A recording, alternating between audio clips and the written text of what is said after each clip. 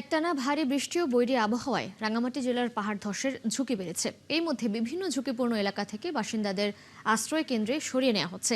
নদ নদীর পানি বেড়ে রাঙ্গামাটি সদরসহ উপজেলাগুলোর বিভিন্ন এলাকা পানিতে তলিয়ে গেছে। সেখানকার আরও খবর জানাতে যুক্ত হচ্ছেন সহকর্মী উচিংছা মার্মা।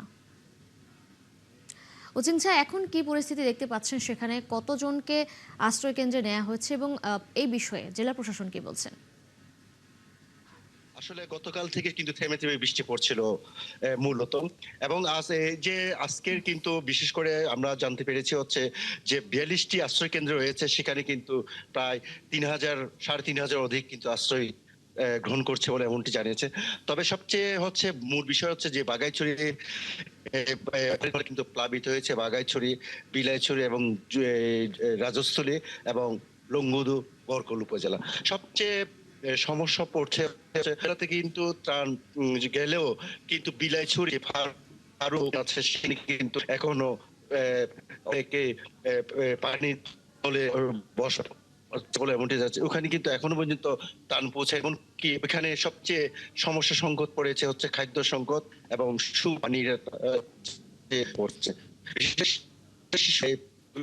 অসুস্থ হয়ে পড়ছে বলে এমনটি আমরা জানতে পারছি, পাশে পানির অভাবের কারণে। একটি বিষয় জানেন, রাজস্থলীতে কিন্তু আকস্মিক গত পরশুদিন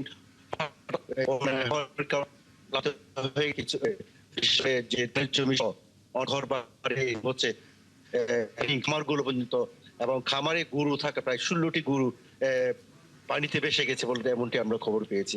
তবে সর্বোপরি আমরা যে প্রশাসনের সাথে কথা বলেছি, প্রশাসন বারবার করছে যারা পাদদেশে বাস করছে তাদের আসার জন্য, এবং যারা প্লাবিত হয়েছে সেখানে ত্রাণ পৌঁছাই দেওয়ার জন্য ব্যস্ত করে এমনটি যাচ্ছে।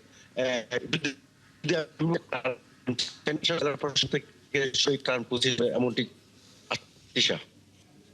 উচিংছা, ধন্যবাদ আপনাকে যুক্ত হবার জন্য। দর্শক, রাঙামাটি থেকে যুক্ত ছিলেন আমাদের সহকর্মী উচিংছা মার্মা।